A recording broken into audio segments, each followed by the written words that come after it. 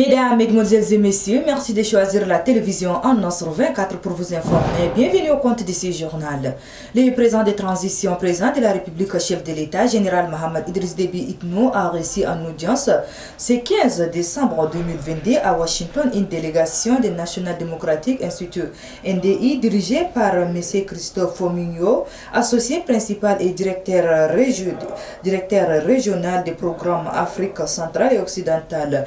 Il a été question du processus de transition en cours au Tchad et de l'appui que pourra apporter le NDI. On fait le point avec nos confrères de la présidence de la République. Le processus de transition en cours au Tchad est suivi de près par les organisations américaines à but non lucratif, œuvrant pour le respect des principes démocratiques et des droits de l'homme.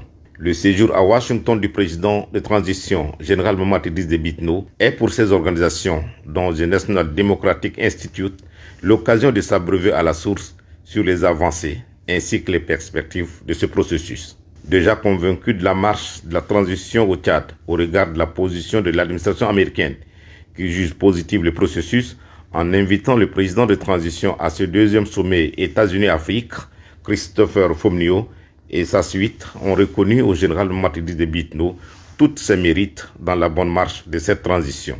Pour Christopher Fominio, les Tchadiens doivent saisir cette opportunité pour remettre debout leur pays. Depuis l'indépendance, le Tchad connaît pas mal de difficultés, mais pour une fois, nous espérons tous que la transition puisse réussir pour que le Tchad s'en sorte. Le National Democratic Institute, qui a promis tout son soutien au processus de transition en cours au Tchad, entend arriver dans les prochains jours en N'Djamena pour échanger avec la classe politique ainsi que les organisations de la société civile afin d'évaluer la situation. Mais déjà, le National Democratic Institute apprécie positivement l'élan pris par la transition à la lumière des informations reçues et des détails qui lui ont été donnés par le président de transition, président de la République, chef de l'État, général Mohamed Idriss Déby Itno, lors de cette audience.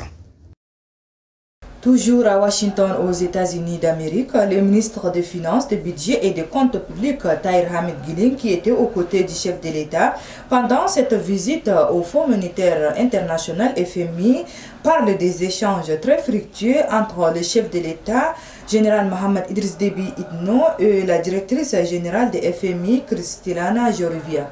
Retrouvons une fois de plus nos confrères de la télévision nationale.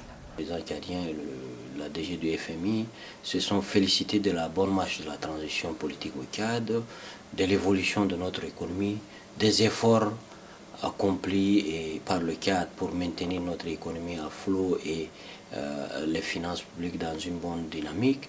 Ils se sont aussi félicités de la signature par le cadre du cadre commun du G20 d'un accord de restructuration de toute notre dette extérieure. C'était une première dans le monde et le cadre, comme souvent, a été pionnier. Ça a été salué et les partis se sont félicités. Ils se sont également félicités du passage prévu pour le 22 décembre de ce mois du dossier du cadre au conseil d'administration du FMI pour la première et deuxième revue du programme. Ensuite, ils ont évoqué les perspectives économiques de notre pays, la dynamique dans laquelle nous nous inscrivons, la question de la sécurité dans le Sahel et dans notre pourtour immédiat, le rôle central que joue le Tchad dans la sécurisation de cette partie du continent qui est troublée tout autour de nous, du moins. Ils ont aussi évoqué les questions de lutte contre le terrorisme. Enfin, ils ont aussi parlé de la question des inondations, des changements climatiques. Le Tchad fait face à cette situation. Ils ont également évoqué les questions de paix, des accords de Doha, de DDR, de leur mise en application. Ils ont convenu que tout ceci nécessite des financements à mobiliser et la DG du FMI, en plus de soutien permanent et qu'elle compte amplifier du FMI vis-à-vis de notre pays, a promis plaider partout où sa voix porte, et sa voix porte partout, le dossier du Tchad auprès des différents partenaires et bailleurs amis du Tchad.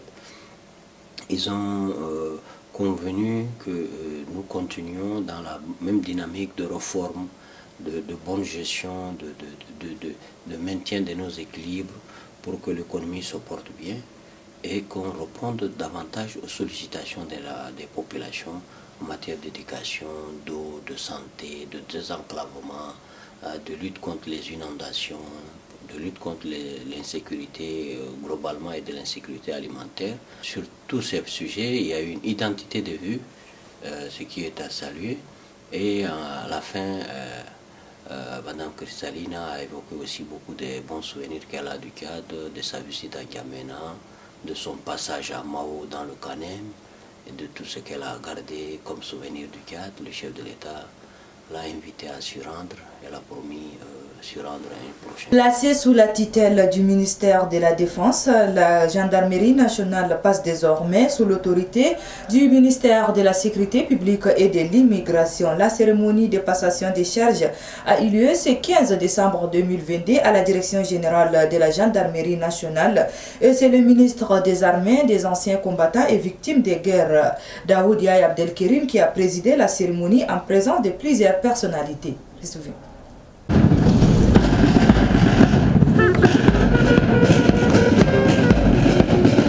Au terme du décret 0084-PT-PM-2022 du 30 novembre 2022 portant structure du gouvernement et attribution de ses membres que la gendarmerie nationale est désormais détachée au ministère de la Sécurité publique et de l'immigration pour emploi. La cérémonie a été présidée ce 15 décembre 2022 à la direction générale de la gendarmerie nationale par le ministre des Armées, des anciens combattants et victimes des guerres et plusieurs autres personnalités venues pour la circonstance. Prononçant le discours portant transfert de la gendarmerie nationale au ministère de la Sécurité publique et de l'immigration, le ministre des Armées, des anciens combattants et victimes des guerres Daoud Yahya Abdelkerim a souligné le rôle combien important que joue la gendarmerie nationale dans le maintien de la sécurité. Cette institution a toujours effectué les missions de maintien de l'ordre et d'autres opérations qui visent à garantir la paix, la sécurité et la stabilité du pays. Aussi, convient-il de relever ici que la gendarmerie nationale a participé efficacement aux opérations militaires pour la défense de la patrie. Elle fait partie intégrante des forces de défense et de sécurité. Dans ses composantes, la gendarmerie mobile aura un rôle important à jouer au sein des forces de sécurité intérieure. De même, les groupements mobiles déployés dans les légions de gendarmerie participent aux opérations militaires et assurent par endroits la protection des personnes et des biens.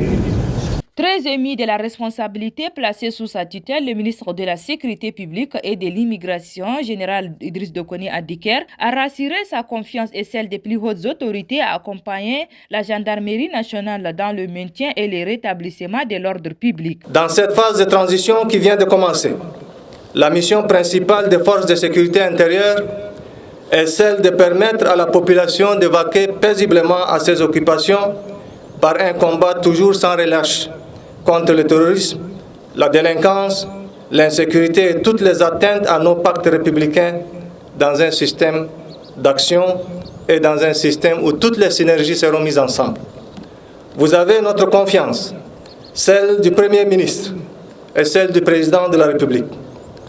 Mon général, directeur général de la Gendarmerie nationale, soyez rassurés que le ministère de la Sécurité dont vous allez prochainement dépendre mettra tout en œuvre pour que vos forces puissent avoir tous les moyens nécessaires possibles aux côtés des autres forces pour assurer au mieux la sécurité selon les textes et la loi 12 qui vous consacre une mission régalienne bien définie.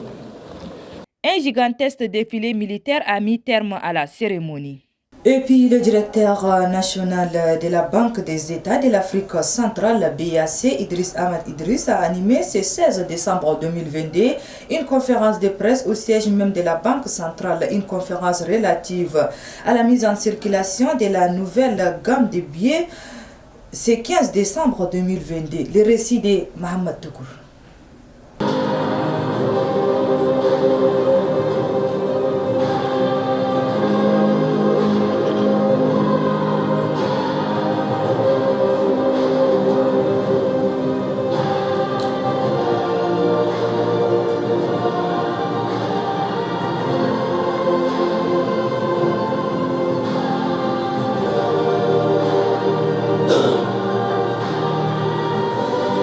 pour sensibiliser la population sur la mise en circulation de la nouvelle gamme de billets que le directeur national de la Banque des États de l'Afrique centrale, Idriss Ahmed Idriss, a confié les médias à un échange afin que ce dernier à son tour transmet à la population. Dans son introduction, le directeur national de la Banque centrale, Idriss Ahmed Idriss, a salué la présence de tous avant d'expliquer à l'assistance que la nouvelle gamme de billets vise à avoir longueur d'avance dans le contrefacteur en fabriquant des billets comportant les signes de sécurité modernes difficilement falsifiables avec pour corollaire la limitation des faux billets dans la zone. Il s'agit d'améliorer significativement la qualité de la circulation fiduciaire en remplaçant progressivement les billets de la gamme 2002, le plus souvent usés, par des billets neufs de la gamme 2020.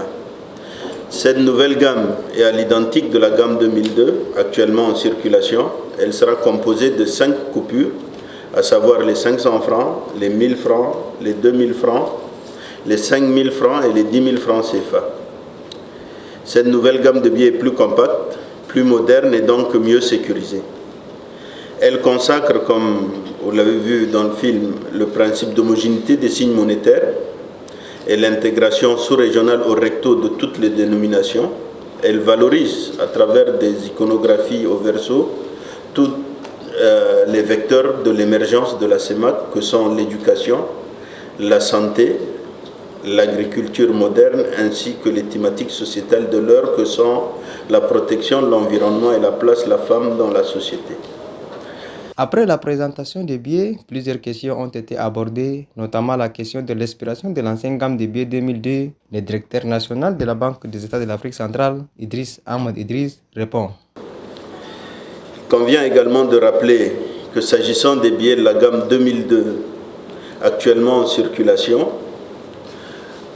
le comité ministériel de l'Union monétaire de l'Afrique centrale a décidé que ces billets conservent leur cours légal et leur pouvoir libératoire et par conséquent continuent donc de circuler conjointement avec la nouvelle gamme. Les billets des deux gammes doivent donc être acceptés sans distinction dans toutes les transactions. Du 1er juin 2023 au 31 mai 2024, soit pendant un délai d'1 an. À partir du 1er juin 2024, ces billets ne seront plus échangés. Rappelez que cet échange est riche et constructif pour l'avenir des billets des banques dans la sous-région. Et sur ce, c'est referme cette édition. Merci de l'avoir suivi. Au revoir et à la prochaine. Bon suite de programme sur la télévision en Nostro 24. Merci.